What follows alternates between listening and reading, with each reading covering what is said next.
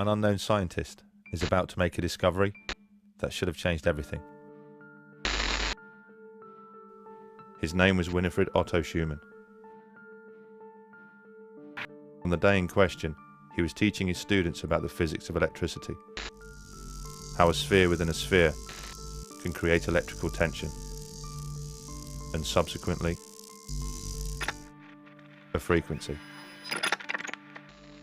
Schumann's class had struggled to understand the subject, so to make it easier, the professor instructed them to imagine the Earth as one sphere and the ionosphere as another. He then asked them to calculate the tension that would exist in between. Having no idea himself, Schumann also began to calculate. Eventually, he arrived at a frequency of approximately 10 Hertz. As incredible as it seemed to Schumann, our planet had a pulse, a measurable frequency that surrounded life on Earth. Although the professor was proud of his find, he didn't see it as a hugely significant one, especially as it was only published in a small science journal, confined to the back pages, under the heading of Schumann Resonance. It would take several years, and an incredible twist of fate, before the professor would begin to realize the true importance of Schumann resonance. That twist of fate had begun 30 years earlier, with another German scientist by the name of Hans Berger. Using an EEG machine he had built himself, Berger had made the first ever recording of electrical frequency transmitted by the human brain. It was initially suggested the wave be named after the man who'd discovered it, but Berger, being a modest man, elected for an alphabetical name and called it the alpha wave. Shortly after Professor Schumann's discovery, one of Hans Berger's colleagues, a man named Dr. Ankermüller, happened to stumble upon a bedraggled copy of a small scientific journal. The exact same small scientific journal that Professor Schumann's discovery had been published in several years before. He read the piece several times, shaking his head in disbelief. He realized instantly the magnitude of what was in front of him. The frequency of the alpha waves, recorded by Hans Berger, were almost identical to Schumann resonance. The frequency of the Earth. Dr. Ankermüller immediately contacted Schumann to convince him to investigate further. Schumann agreed and worked alongside one of his students to refine his discovery. They studied in detail how tension is discharged by lightning in the Earth ionosphere cavity. Eventually, they came up with an exact frequency. The pulse of the Earth, Schumann resonance, was exactly 7.83 Hertz. The discovery was remarkable. Schumann resonance wasn't just similar to the alpha waves of the human brain, it was identical. The brain's frequency, which controlled our creativity, our performance, our stress, anxiety, and our immune system, had somehow tuned in to the frequency of the planet. The pulse of the Earth had become the pulse of life itself.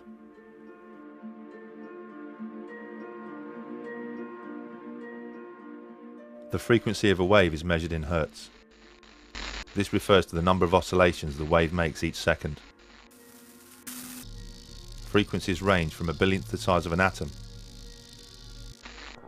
to the length of the universe itself. In theory, frequencies are infinite, so ultimately endless. If this was a coincidence, it was nature's most spectacular.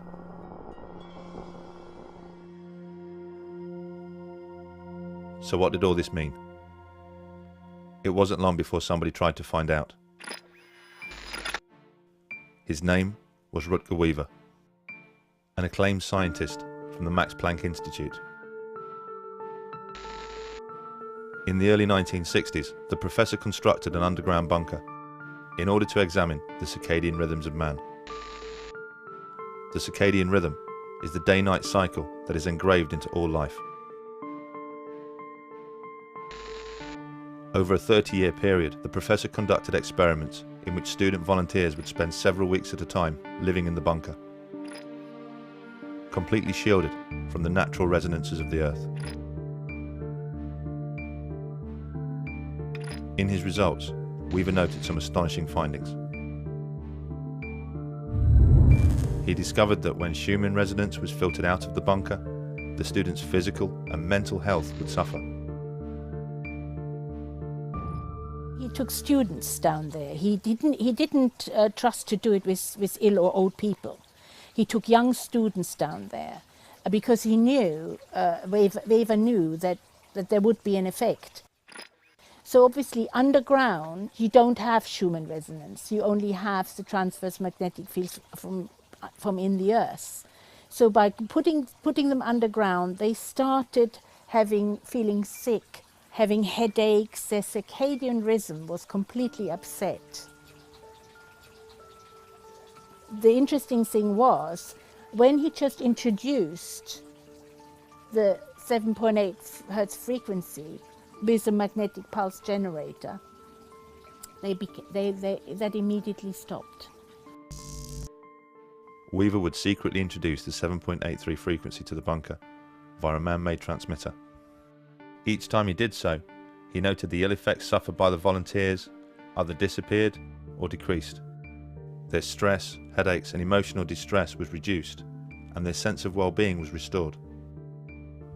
All by the introduction of Schumann resonance. Weaver's research had revealed an incredible connection between human health and the natural frequency of the planet. And in 2011, groundbreaking research suggested something even more impressive, that Schumann resonance could be connected to the beginnings of life itself. The breakthrough came at the hands of Luc Montagnier, the Nobel Prize-winning scientist who first discovered the HIV virus. The professor was conducting water memory experiments, examining how water could retain a memory of substances that had previously been dissolved in it, when he stumbled upon something that would challenge the very principles of science. All life comes from life. This is a fundamental principle of science, and one which has never been violated in any experiment. Life can only exist where life has existed before. And the mechanism for this has always been understood to be a material one, such as egg and sperm, or spore and cell division. But Luc Montagnier's experiments have offered a very different hypothesis. The professor showed that DNA sequences, the very building blocks of life, communicate with each other in water by emitting low-frequency electromagnetic waves. Even when the DNA was kept in separate test tubes, the professor still recorded electromagnetic communication between them. How sophisticated could this communication be? Well, Luc Montagnier showed they are able to organize nucleotides, the ingredients which actually make up DNA, into brand new DNA. Science has combined these ingredients countless times before, but in no experiment have they ever been able to recreate the spark of life and transform nucleotides into actual DNA, not without DNA already being present. Life, after all, can only exist where life has existed before. But in Luc Montagnier's experiments, the DNA had been completely filtered from the water. Yet new DNA was still formed. Just how was this possible? How had Luc Montagnier managed to achieve what no other scientist could, and create life where no life was present? What was so different about Luc Montagnier's experiments? there was the presence of a frequency which, when removed, would cause the experiments to fail, but when present, would ensure that they would succeed. That frequency was 7.83 Hz. Schumann resonance.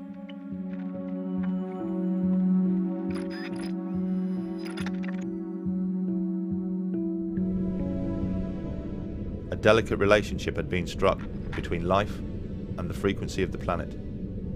An interaction of living organisms and electromagnetic frequencies. A reliance. A bond. Evidence of this can be found by reading the science papers, but more obvious proof can be found by simply walking outside.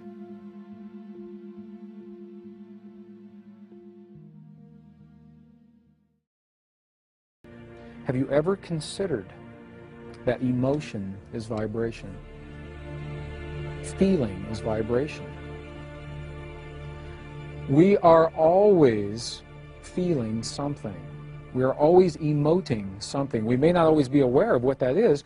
We carry those patterns with us. As we hold a feeling and an emotion, what we're doing is we are holding a vibratory pattern in the liquid crystal of our body.